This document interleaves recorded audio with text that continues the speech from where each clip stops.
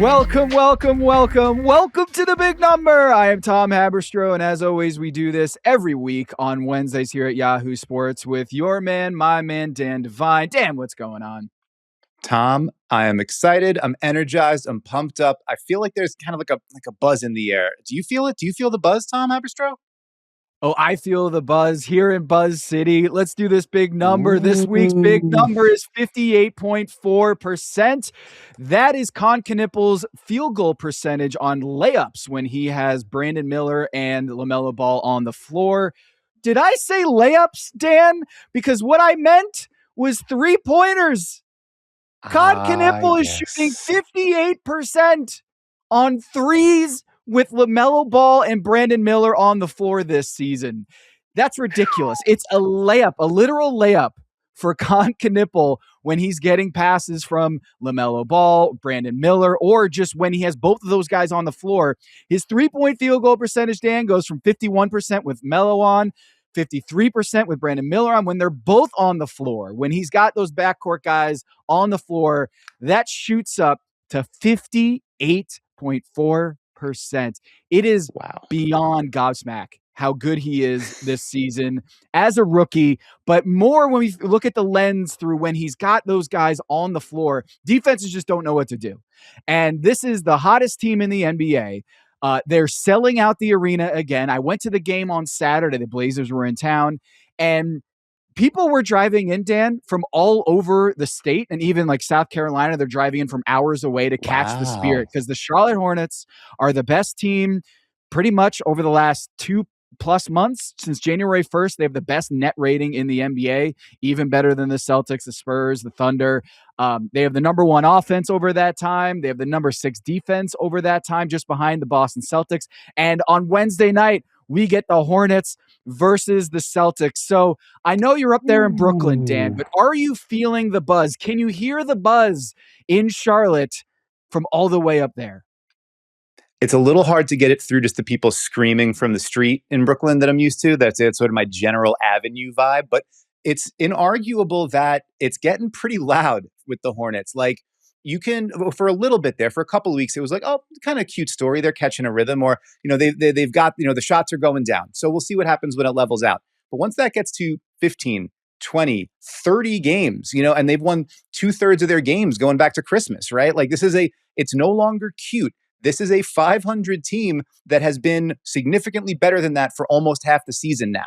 And it's the best the Hornets have played more than a decade, right? Like, and even those teams like the Steve Clifford, Kemba Walker, Big Al Jefferson, those teams that kind of like, they like grabbed every piece of low-hanging fruit they could and kind of like clung to those advantages for dear life.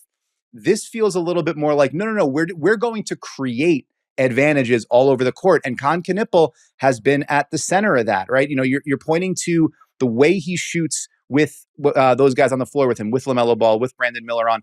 It's also that you can get Kon Knueppel shots in all different sorts of ways. He can pull off the pick and roll as a handler. He can serve as the screener in the pick and roll. I know Charles Lee loves running those kind of two-man actions, guard screening actions, especially late in games, forcing defenses to figure out, do I stick to LaMelo or do I go with a ghosting, popping Kon Knueppel? Like, who do you leave open? Brandon Miller only increases the danger there because that's a walking 20-point-a-game scorer who is a 37, 38% shooter in his own right. So like it's a game of whack-a-mole. We talk about that so often with the best offenses. They make you make these difficult decisions, and wherever you put your resources, there's going to be a leak that springs up over here. The Hornets have become one of those sorts of teams, and it feels like it happened overnight. Part of it because Knueppel, with the 4th overall pick, comes in and makes that immediate impact as an on-ball player, a movement shooter, an elite shooter in basically every way you can shoot the basketball. And you pair that with consistent availability from those other two high picks, those other 2 top 5 picks in LaMelo Ball and Brandon Miller. And all of a sudden, you've got a level of firepower that, frankly, I mean, the Hornets haven't had since Zoe and LJ? Like, it's been a long time since there was a legitimate high-octane offense like this in Charlotte, and it's been an awful lot of fun to watch. Yeah, the vibes were very strong on Saturday. And they're going through like a really good stretch here in the schedule. Washington, Indiana, Chicago. They're beating up on some not great teams, including the Blazers without Denny Avdia, and Rob Williams III, who is the NBA's leading 3-point shot blocker, which is a crazy stat, but it's true. Against the Charlotte Hornets, that could have been useful because they are like the best 3-point shooting team in the NBA for the better part of the year. But let's zero in on Kon Knueppel real quick. I think he's like a mix between Steph and Klay Thompson, which sounds absurd. But when you consider that he's leading the NBA in 3-pointers made as a rookie, like period, he's leading the NBA and he's a rookie. We just haven't seen anything like this before come through the league this quickly, ramping up 212 made threes through 61 games. Dan, here's the list of guys who have made anywhere close to that in their first 61 games in the NBA. Duncan Robinson is second at 164. Kon Knueppel's 50 ahead of that dude. He had the record, Duncan Robinson, at 164, and Kon Knueppel is 48 threes ahead of him. He's 25% higher than the record that was set by Duncan Robinson a few years back. Look at the other names on this list. You got Luka Doncic. His first 61 games in the league, he had 153s. Donovan Mitchell, 143. They're top 5 in this category. Kon Knueppel lapped them like a month ago. Okay? So this is a guy that came in. We knew he was a good 3-point shooter, but we're talking all-time great start.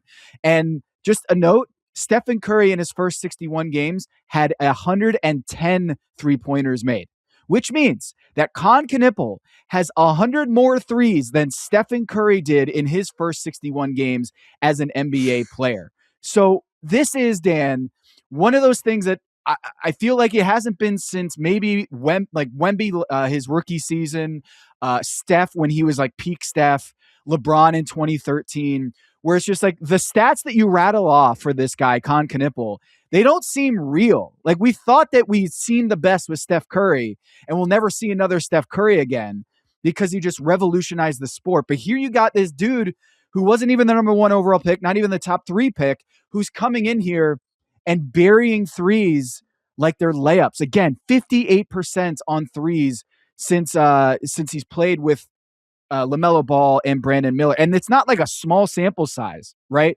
He's shooting, I have it right here, 60. All right, so this season, 66 of 113. He's had over 100 3-point attempts with Brandon Miller and LaMelo Ball, and he's shooting 66 of 113. That's where you get the 58%. And if you do the math, that's essentially he's shooting like 95% field goal percentage on those threes when he's playing with those two guys. So like if you had a guy who was dunking the ball and making like 9 out of 10 dunks, Kon Knueppel shooting a 3 is more efficient than a guy dunking 9 times out of 10. That's how good he is. The gravity that LaMelo Ball has on the floor, the gravity that Brandon Miller and Kon Knueppel, defenses are losing their minds guarding these guys. And you said it. The screener action that they have Kon Knueppel as the screener has been lethal. And the numbers bear this out. Kon Knueppel this season is the most efficient roll man in the NBA. I'm going to say this again. Kon Knueppel is the most efficient roll man in the NBA among the 41 players who have at least 80 rolling to the rim scoring plays. He has the highest efficiency on those plays. He's scoring 1.47 points every play in the screening action, roll man, where he's trying to score, whether pick and pop or the roll man. He gets that floater game too when he gets it in the mid-range from LaMelo Ball. But the other 4 guys on this list, Dan, it's Jalen Duren at second place at 1.39, Chet Holmgren at 1.33, Neemias Queta at 1.31, and Karl Anthony Towns at 1.29. The rest of the guys on this list are like 7-footers, and then it's Kon Knueppel, who's the most efficient roll man in the NBA as a wing guy. So it's just, I don't know, Dan, we've had these times in the NBA where you look at a player and you don't know how to put it in perspective. That's what we're doing right here on this episode. We want to put in perspective what Kon Knueppel and this Charlotte Hornets team is doing, because, I mean, They're 31-31, 5-game win streak. They're the only team in the NBA this season to have a 5-game win streak with at least 15 points margin of victory in each of those 5 games. Not OKC, not San Antonio. None of these teams have done what the Charlotte Hornets have done recently. And dude, like, have at it, Dan. What are some of your favorite just like top down numbers or just thoughts about this Charlotte Hornets team? Well, the first thing that I have to get it out of my head because I have like this itch from old timey internet blogger brain. When you said he's like a mix between Steph and Clay, it this is the Nick Stauskas that was promised, right? This is the Sauce Castillo that the world begged for and couldn't come to Sacramento, but now has come to a similarly benighted organization in Charlotte, and the sun has suddenly risen. It's incredible to see. But that idea of if you have a player with size and that shooting ability and the quickness of the release, like it takes like a blink of an eye and it's gone. And you combine that with, as you know, you mentioned there's only one Steph, but like the league has obviously, reformed in his wake to where volume is no longer like it's not a bad thing that a guy that can shoot like this jacks him up, right? Like if anything, you want him taking more 3-point shots because it's going to increase the overall efficiency and effectiveness of your offense, create more opportunities for other people. So that you get the combination of the size and the quickness and the accuracy with the imprimatur to like, yeah, no, there is no such thing as a bad one of these for you. Like, you let this go. You have the ultra green light whenever you get it. You combine that with the context and the opportunity, right? Like this is not him having to create on. You mentioned Luka Doncic as a rookie, Donovan Mitchell as a rookie. Those guys are in situations where it's like you're the show. You have to. If a shot's going to happen, you're going to create it. And then there's the other side of it, like the Duncan Robinsons, where it's like you are only here as a finisher. If you dribble, something went wrong.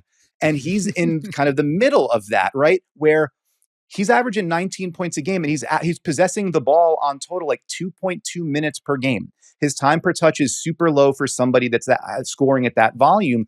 And I think it's because the situation just has coalesced so nicely where LaMelo Ball can be your number one initiator. Kon Knueppel gets to be attacking either bent defenses that are already warped by the threat of LaMelo Ball shooting from anywhere on the floor or the threat of him passing. And he's going to have to deal with often a third defender, top, number 3 quality defender because there's also Brandon Miller over there, right?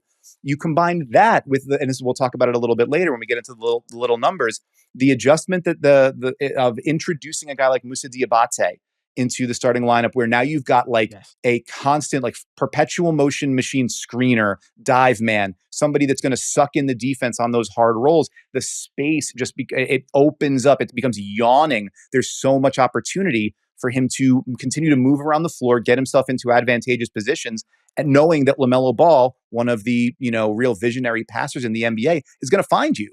And so like it feels it's like that all like I do so love it when a plan comes together. It feels so rare that we've been able to say that for Charlotte over the years, but the pieces didn't fit really. It didn't make us feel like it made sense. And then you dropped Kon Knueppel into what was already there. They didn't make a massive free agent signing. They didn't make a gigantic trade to bring in some other sort of retrofitting piece. He kind of plopped into the middle of what they already had, and everything sort of started to make sense. And the result has been one of the best teams in the NBA for 2+ months now, and a team that I think can reasonably look at itself and say, we're going to be a problem when we get to springtime. Like if we're able to get up to a 6 seed, we're able to get into the playoffs proper. We're going to have something to say about it. And I think that's something that's it's been rare to be able to say about the Hornets, and it's a real breath of fresh air and a long time coming.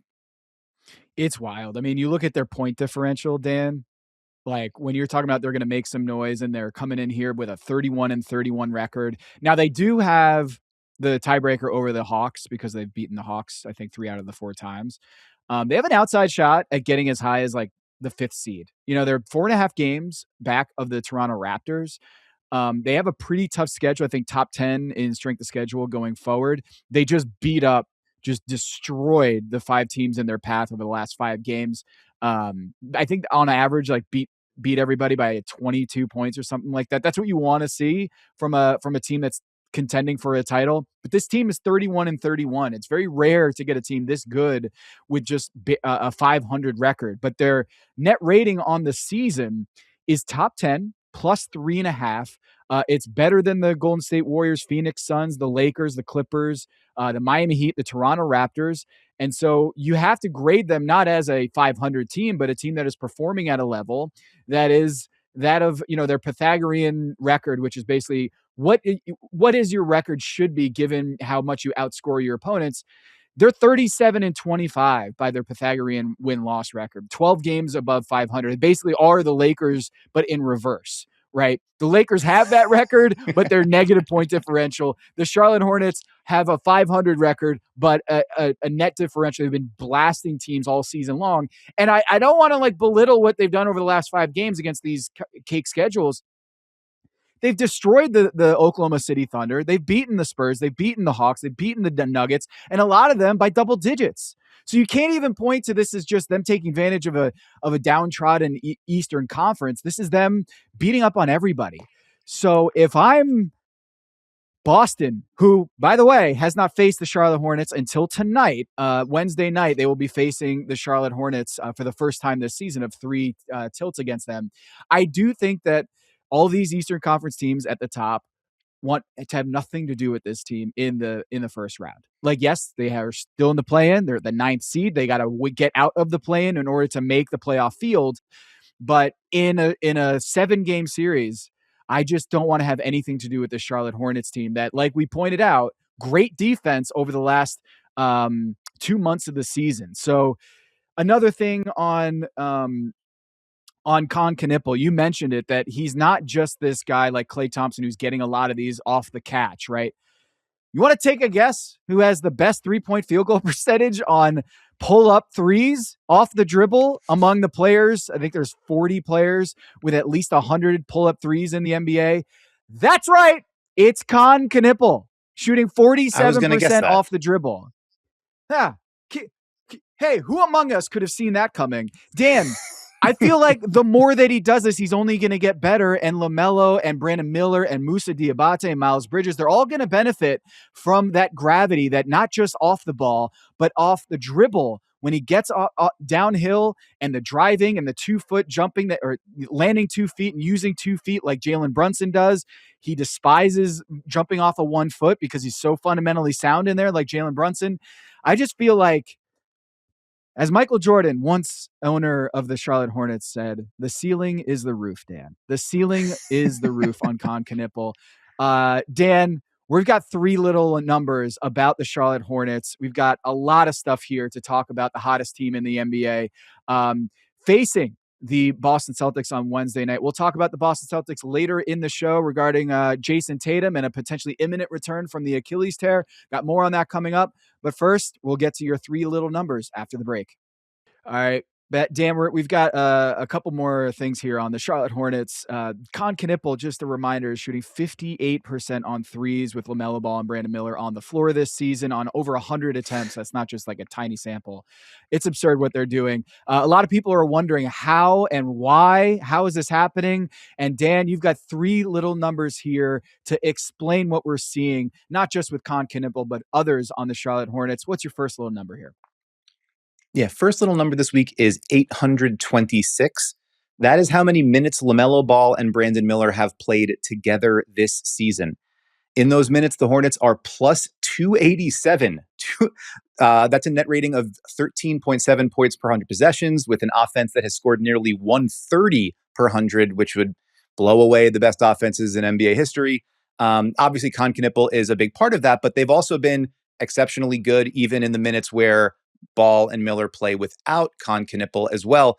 I believe they're plus 7.4 per 100 possessions there with a 120 offensive rating. So still, like, Knueppel is a huge part of that, but getting Ball and Miller on the floor has been big. So that number, our little number 826, in the previous 2 full seasons since the Hornets drafted Brandon Miller second overall in 2023, Ball and Miller had shared the floor for just 828 minutes. So just 2 more minutes over the last 2 years than they've played together just this season. Miller's season last year was cut short by a torn ligament in his right wrist. He's already played more than 400 minutes more than he did last season. Ball has already played in more games this season than he has in any year of his career, except for his sophomore year, which is the one he made the All-Star team. And so, like, at the risk of offering some pretty basic analysis here, I don't want to blow your hair back too much. When you've got two top three picks, when you've got two top three picks that are actually able to be on the floor and play together as much as they have over the last 2 full seasons, it turns out that the Charlotte Hornets are looking a heck of a lot better when they actually get their talent on the court. Imagine that. This is one of the reasons why the injury crisis in the NBA is so maddening, is because we don't even know who these teams are because we just never get to see them together. So you said it, the minutes, they've already basically eclipsed the minutes that they've played in their first 2 seasons already this season. It's March 4th as we're recording this. And so when people are like, what's changed for the Hornets? Well, it's because they have their best players on the floor. For the first time in a long time, those guys are healthy. And when you got those talented, like LaMelo Ball is an elite passer, Brandon Miller, elite scorer, and then you throw in maybe the best 3-point shooter we've seen in the NBA since Stephen Clay, it's going to be a symphony of buckets. And I think when you have LaMelo and Brandon Miller just kind of incomplete as a grade for the first 2 seasons because they just never were healthy enough. They were always kind of, passing ships in the night, just not able to get a consistent number of games played together.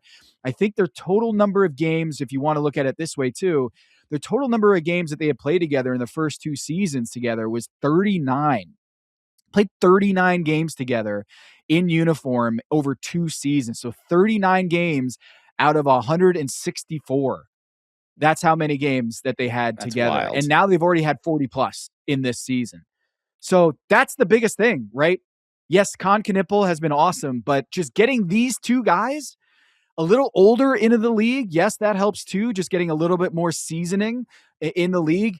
But it just comes down to, as it does with so much in the NBA, they're just more available, Dan. I know, earth-shattering. And in those minutes, they've been like an average defense. And that's like, I know that doesn't sound like particularly exceptional stuff, average, but the Charlotte Hornets have not been out of the bottom 10 in defensive efficiency for damn near a decade. The last 7 years, they've been 20th or worse. And they're on pace to finish 15th in points allowed per possession this season, which would be their best finish since 2015-16, the good old Steve Clifford days. And like that, I mean, a moment to shout out Charles Lee, right? Like, comes from the staffs in Boston, in Milwaukee, came up under Mike Budenholzer. And the general principles, like the underpinnings of this defense, at first we were like, how are they going to create even like an okay defense with the talent on this roster? And if you do the simple stuff, right, that low-hanging fruit we were talking about, if you do that with actual athleticism and positional size, you can be all right. You can get to decent. And so, like, they don't foul. They are a good defensive rebounding team. They get back in transition. They try to limit shots at the rim. They have like that kind of analytically inclined shot profile where they want to try to get you into the mid-range. And if they're giving up threes, they want to give them up to certain shooters and not others. Like, they're locked in on their scout. And so we've talked about it before with other teams like Houston in years past, where it's like the quickest way to get from abject to decent is like be all right on defense. And so they did that. And if you're able to do that, keep your stars on the floor, and then the offense elevates, you can really do some things. And that's what we're seeing out of the Charlotte Hornets so far. Our second little number this week. Just real quick on that, Dan. On that note, I feel like the NBA, we've done this before with Wemby, where I just feel like they just put Wemby on national TV and flex him in every single time because he's that awesome to watch. He's an alien, right? I feel the same way about the Charlotte Hornets because they're what Adam Silver wants to happen is a team that, faced with the option to tank and to purposely lose games, they started the season underwater by like 12 games, right? They were like 4-16, 4-14, 11-23 at one point in the season. And they looked at that. They looked at themselves in the mirror and they're like, you know what? We're going to go and be the best damn team in the NBA for the rest of the season. That's insane. We should be championing this. We should be praising this. And I think because they play with such a fun brand of basketball with LaMelo Ball and the lobs that he's throwing, the passes that he's throwing, the 3-point shot with Kon Knueppel, that they had a fork in the road of we're going to keep trying this. And Charles Lee deserves so much credit for keeping these guys, as Eric Spoelstra loves to say, they did not let go of the rope, right? They did not let go of the rope. They all started rowing in the same direction, to just torture another analogy here. Rather than tanking, they decided to all turn around and be like, all right, we're not going to go that route. We are going to really try for this thing, and we're going to get some winning out of this organization that hasn't really felt that in a long time. And kudos to Charles Lee, to the organization, Jeff Peterson, for not pulling the plug on the Charlotte Hornets season, because now we have probably the best story of the franchise since they became the Hornets. So, like, got back to being the Hornets. I can feel it, the buzz. And I also felt it during the game. There was a cutaway to Brooklyn Decker and Andy Roddick, who are courtside, Charlotteans, Brooklyn Decker and Andy Roddick, with the Moussa Diabate hat on. They had moose hats on.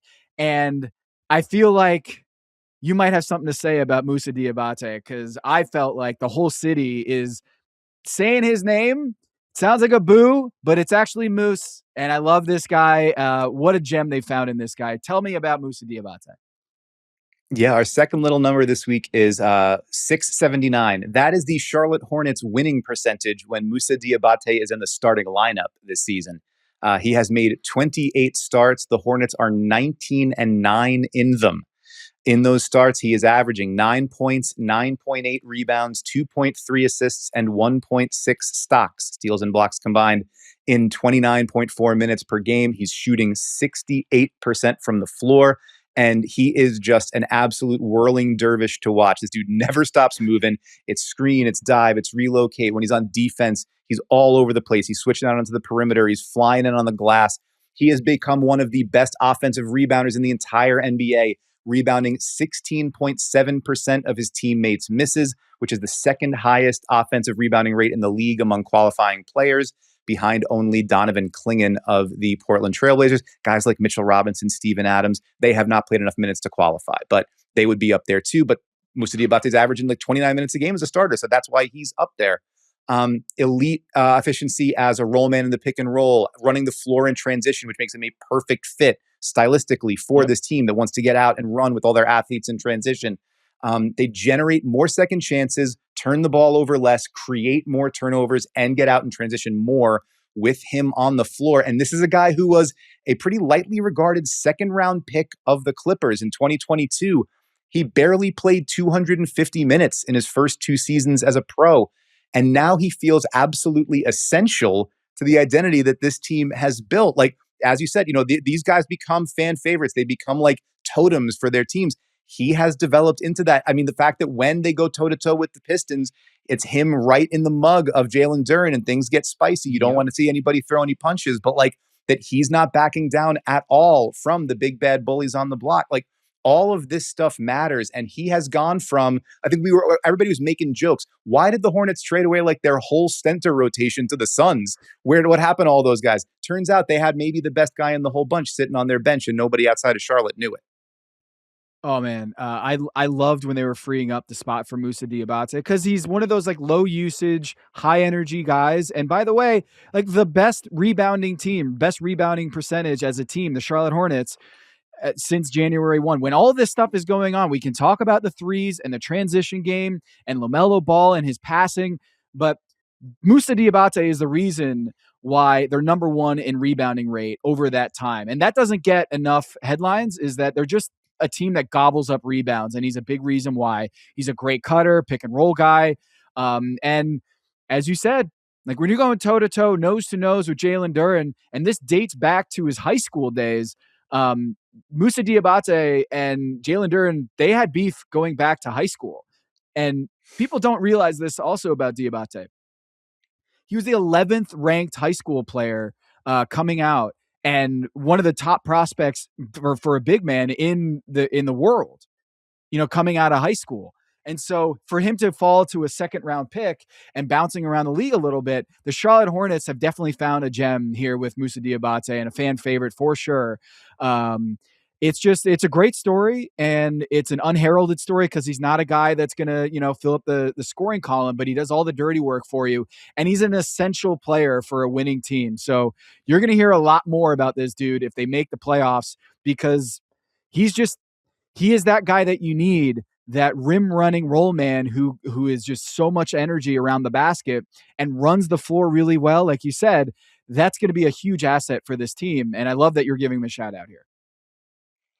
Well, another player who he gets shouts out from, I think, a lot of teenagers and young people in the fan votes in All-Star balloting, maybe less so from people like me and you, the media out here, is the subject of our third and final little number this week. Third number is 57.7, which is the Hornets' effective field goal percentage as a team with LaMelo Ball on the floor this season, according to NBA Advanced Stats. That effective field goal percentage would rank number 1 in the NBA for the full season. And that's kind of interesting because LaMelo Ball as an individual player has a 50.1 effective field goal percentage, which is one of the worst marks of any high usage player in the NBA this season.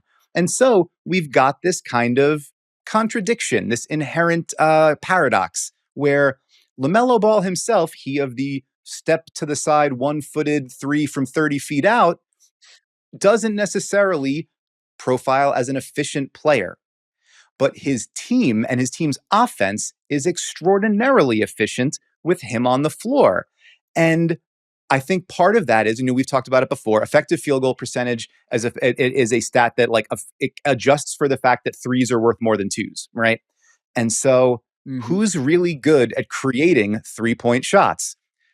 When you look at three-pointer assists to three-pointers per 100 possessions, there's TJ McConnell, number 1 with a bullet, the god.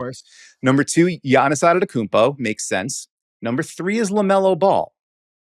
And so our the guys over at the Hot Hand Theory podcast recently made a really good video about that dichotomy between LaMelo's individual inefficiency and Charlotte's team efficiency with him on the floor. So I would recommend people go check that out. But he has dealt with all of these slings and arrows, and some of it deserved, for being an unserious player. I don't think I've ever heard the word unserious associated with a player more than it's associated with LaMelo Ball.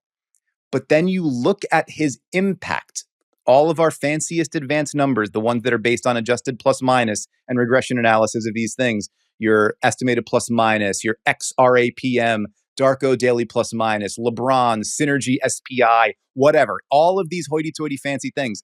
And LaMelo's 97th, 98th, 99th percentile offensive engine on those, all of those. So and he's shooting less than 40% from the floor, right? You're by the historical traditional measures, he is not a good scorer and not an efficient player. And then you have all of these other things saying he's top 1-2% in the NBA as an offensive engine.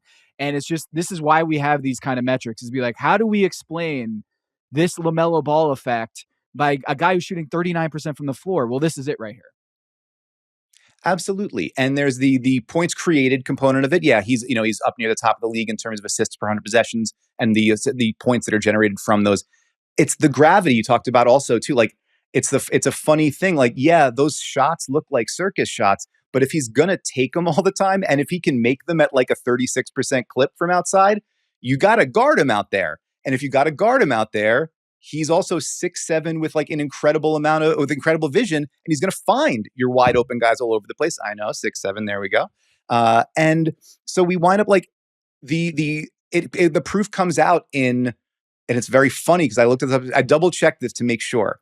It comes out in the on-off numbers, and some of that is also they haven't been quite as good offensively with Trey Mann on the ball as the backup point guard. That's fine, whatever. When you look at the on-court, off-court swing, the Hornets have been 14.1 points per 100 possessions better with LaMelo on the court this year than off it, according to our friends at Cleaning the Glass. That is better. That's a bigger swing than any player to play 1,000 minutes in the NBA this season, except for 2, Nikola Jokic and Victor Wembanyama. Dude. And if that surprises you, you are not alone. That's why I looked it up twice. But that's what we're talking about here. it seems like jokes and silliness, but something really serious is happening when he's actually on the floor for these Hornets. And as much as Kon Knueppel has made everything kind of make sense, and Brandon Miller deserves a ton of credit for the way he's bounced back from his injury and continued to grow his game, and the drafting of guys like Ryan Kalkbrenner and Sion James and Charles Lee with the schematic approach that he's taking, like, everybody deserves credit. It kind of all does come back to this guy, though. And as much as he's been joked about and had dealt with the slings and arrows from folks like us, something pretty serious happens when he's on the floor, and the Hornets are reaping the benefits of it. Can you imagine if the Warriors got him instead of James Wiseman? Oh, come on, man. Why are we bringing up old stuff? We got, like, oh, man. I'm sorry that top three, dude, out there. But that top three being Ant, Wiseman, LaMelo, and like the Warriors being in the middle. What's happening when you have a guy who's Steph and Clay at the same time, and look at how awesome the offense is when you have LaMelo Ball feeding him the rock. And this is the thing for a guy that has been, and I probably am guilty of this, is saying, man, I just don't feel like he has winning habits out there. When has he won? Well, how about this for a stat? Since January 1st, he's number 2 in the NBA in winning. Plus 308 in the plus minus column, is second in the NBA behind Derek White, champion Derek White of the Boston Celtics. So for a guy who doesn't have a lot of winning habits, he has a habit of winning a lot of his minutes on the floor. Plus 308 is more than Wemby, is more than just about literally every player not named Derek White for the Boston Celtics, which we'll get into in a little bit. But the rehabbing of his image and the reputation that he held just by these last 2 months is awesome. And I don't like driving on roads with LaMelo Ball on the floor, but I can't deny on the roads, but I cannot deny, Dan, that on the floor, the guy is just, he's a great engine for the offense. And the Hornets are awesome with him on the floor. I think, like, when you look at the metrics of when he's on the floor and feeding Kon Knueppel on those threes, not just on the floor, field goal percentage, 3-point field goal percentage, but directly passes from LaMelo Ball to Kon Knueppel, Knueppel is shooting 53% on threes. So that combination of LaMelo in the high pick and roll where you have to guard him 40 feet in because he's a solid 3-point threat, that, like, his effective field goal percentage, his points per play on a deep 3-pointer, even if it's off of 1 foot or off of both heels, doesn't matter. Like, you can't give that up. That's like a layup, because of the added value of the 3-point shot. But if you put 2 on the ball and you got that ghost screen, that little cut from Kon Knueppel who gets out to the wing, that's devastating. 53% field goal percentage on those threes from LaMelo Ball. So for a guy that doesn't have the greatest reputation as a winning player, it's a whole lot of winning. But we'll see on Wednesday night against the Boston Celtics. We're going to be seeing the 2 top guys in plus minus over the last couple months, Derek White and LaMelo Ball. I can't wait to see it. And I know the rest of the NBA community, we need to be seeing more of the Charlotte Hornets. They're a great story, a lot of fun, and a city that sold out, had a longer sellout streak in the 90s at the Charlotte Coliseum than any team in the NBA. So we know we have some latent, some sleeping Hornets spirit in this town, basketball spirit to support the local team. And now you're seeing it again with Moussa Diabate, LaMelo Ball, Charles Lee, and of course, Kon Knueppel, the greatest shooter since Steph Curry. So Dan, we got to talk about Jayson Tatum and a lot of buzz around whether he's going to return this week or not. So I wrote this story for Yahoo Sports. We're going to talk about that coming up after the break. All right, the Boston Celtics are surely very scared of that 58% big number for Kon Knueppel when he's on the floor with LaMelo Ball and Brandon Miller. Probably on the top of the scouting report for this game on Wednesday night. A game that we aren't going to have Jayson Tatum back quite yet, but there's lots of buzz around whether he's going to return this week. Bill Simmons saying all signs pointing to him returning on Friday, which is going to be an ESPN game. And then there's an ABC game on Sunday with the Boston Celtics. So we'll see whether he is going to suit up and make his triumphant return coming back from his Achilles tear in the playoffs last year. And one thing that I've been tracking here, Dan, is whether Jayson Tatum is like ahead of schedule, behind schedule. Is there Do we want him to come back this season? What's the history of Achilles tears coming back in the midseason? And so I wrote this story, this research, this study I did over at Yahoo Sports. Go check it out now, for the written column. But I'll give you just kind of the details here. Is that right now, if Jayson Tatum came back, he'd be at approximately 10 months since the Achilles tear in the postseason against the New York Knicks.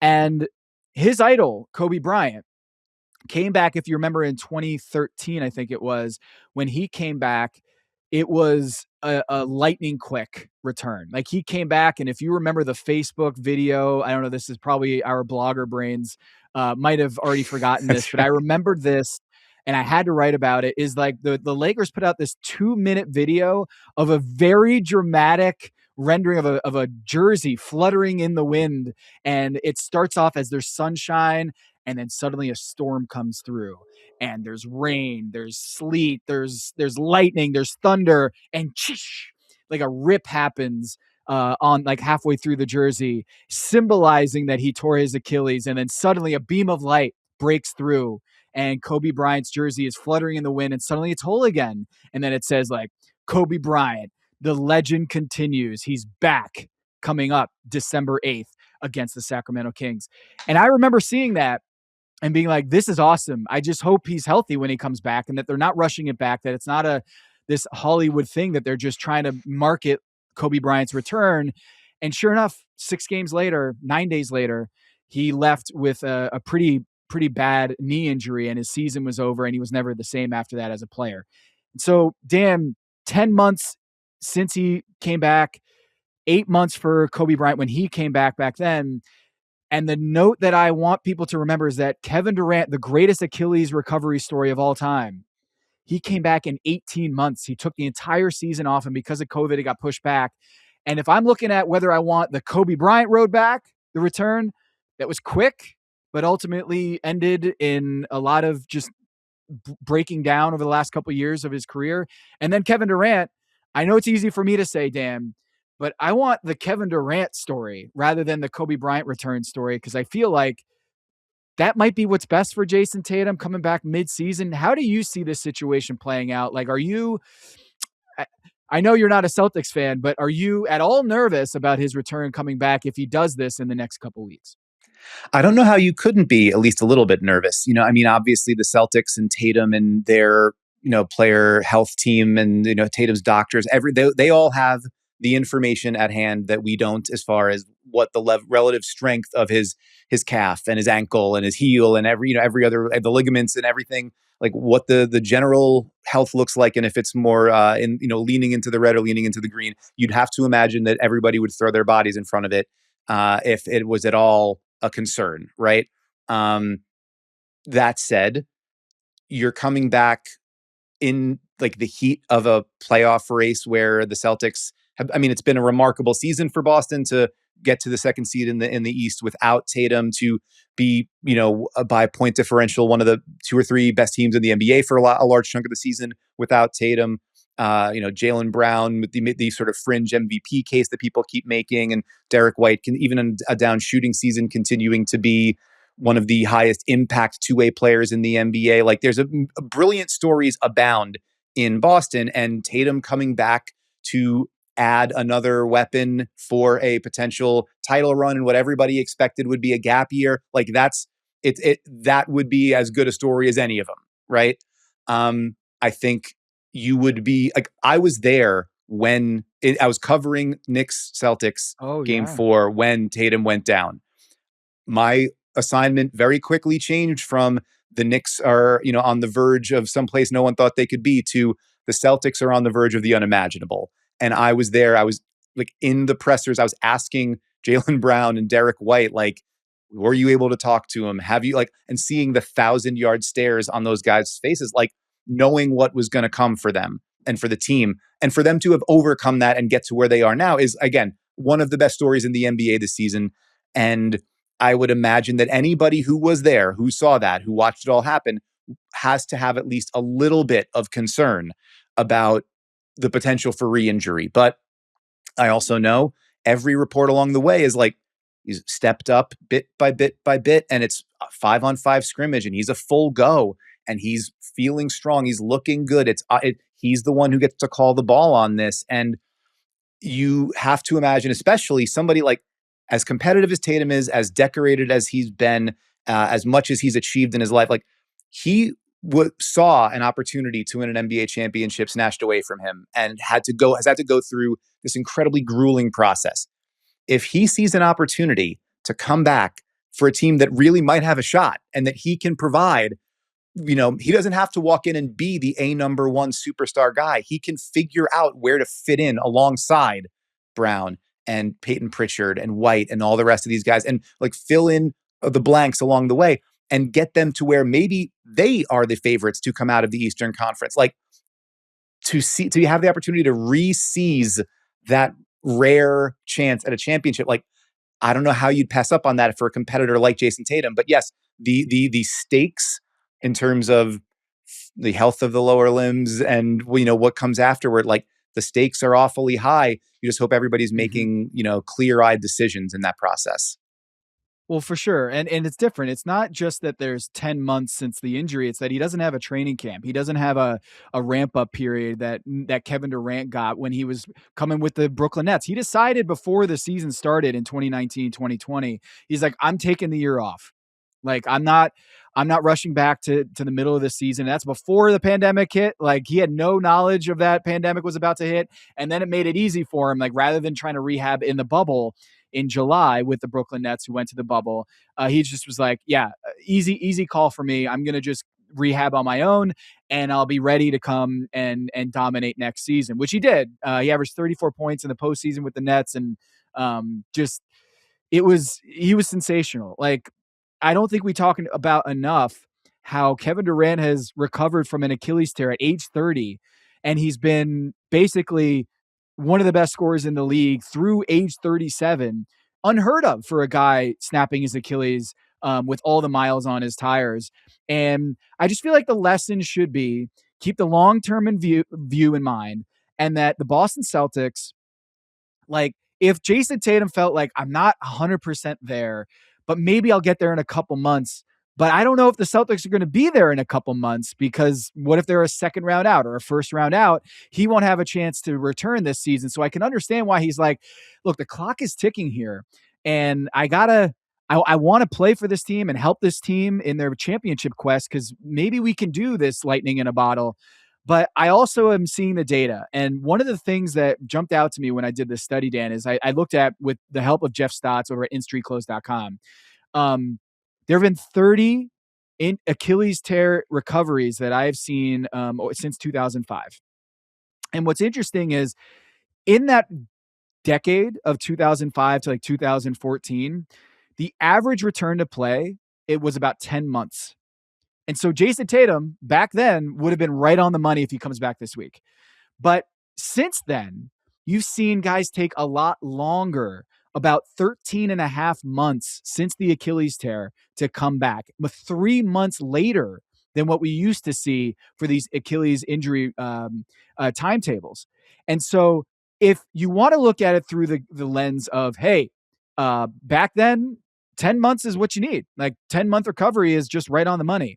But lately we're seeing a lot of these DeJounte Murrays where it's take a year off, 12 months, 13 months. And if you're coming back at the end of the season, think about doing the Kevin Durant route, or what we're seeing with Tyrese Halliburton and Damian Lillard is like, take the whole season and then come back 100%, where you have a training camp, you have a preseason, you can ramp up with the team. And so you're dealing with some of those awkward, like, hey, I know you guys are running the offense this way, and all the tweaks and the new additions to the team and personnel, and acclimating to that and integrating to that. You get the whole stress-free benefit of just ramping up in a training camp and a preseason. After looking at the data, I'm feeling much better if he just takes the year off and lets this season ride and gets fully 100%. But then again, that's up to the docs. That's up to Jayson Tatum, and I'm not them. So who am I to say? But I know, talking to my Celtics friends, my dad, my uncle, I was just talking to them this morning, they both kind of feel like, hey, let this team with Jaylen Brown and Derek White and Peyton Pritchard do their thing and come back next year 100%. And I understand that sentiment, but I'm also not Jayson Tatum and I'm not the Boston Celtics. It's a lot more complicated than that. Yeah, I think the fact that Tatum and the Celtics and everybody involved didn't shut this down 6 months ago, 8 months ago, whatever, there was just like, continue to leave open the possibility. It allowed for, it was because they knew that if they got to this time of year and all systems looked to be go, and Tatum as a relentless competitor was invested in the idea of coming back, and there was something to come back to. Like the difference between, KD in that first Brooklyn year or DeJounte Murray with the Pelicans now, like those teams, they kind of like, they're playing out the string. So there was like no pressure for that either. Like KD not coming back that first year, like there was no pressure on that. DeJounte Murray coming back now, there's kind of no pressure on it because it's like he can have the ramp up. It just is what the Pelican season is right now, right? With Tatum, there was the idea of like, these games are going to matter. They're going to be high intensity. There is no buffer zone here. But that's like, if you're Jayson Tatum, that's what you're looking for, right? It's the opportunity that you kind of live for. So yeah, I mean, and if the question is, can he find, not necessarily like, does he have to be 1A ahead of Jaylen Brown again? It's, can he provide something that at a certain point in a series, maybe Sam Hauser or Jordan Walsh or Hugo Gonzalez might not be able to? The answer to that very well might be yes, even if Jayson Tatum is 10 months removed from the last time he played competitive basketball. So I get it. I think everybody involved, it's just like everybody's got to have the clear eyes of knowing what they're sort of signing up for here. But if he's able to do it, and if he's able to get back on the court, he's able to get ramped up, it makes an already interesting Celtics postseason run like all the more fascinating to keep an eye on. Yeah. We'll see what happens here. It would be a great story if he comes back and is just awesome. And there have been players who've come back mid-season and have played well. It's certainly looking like the data is pointing towards like the KD route being more risk averse, and certainly giving yourself more time in theory makes sense. But we also saw John Wall. He was gone for like 2 years and never really got back to where he was pre Achilles tear. DeMarcus Cousins took 12 months, 13 months, and just wasn't the same player. So regardless, it might not have anything to do with the layoff time. It might just be, the mechanism of your injury and just the circumstances. It might be out of his control. So whether it comes now or in October, might not make a difference, but it's certainly something to think about with the KD versus Kobe routes. I certainly think it was heroic that Kobe Bryant came back in 8 months, less than 8 months from his Achilles tear. Only missed 21 games. But I also look at what happened to KD and how he had this amazing back nine to his career after an Achilles tear. And I kind of feel like that data point also should be considered here. Obviously, Jayson Tatum is thinking everything, all the options on the table. But I can't wait for Wednesday night. I'll be doing the Blazers-Grizzlies game.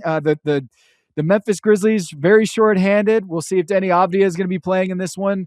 But I wanted to point this out before we go, that collectively, the bottom 10 teams in the NBA are on a 40-game losing streak. If you string them all together, the losing streaks of the bottom 10 teams in the league, including the Memphis Grizzlies.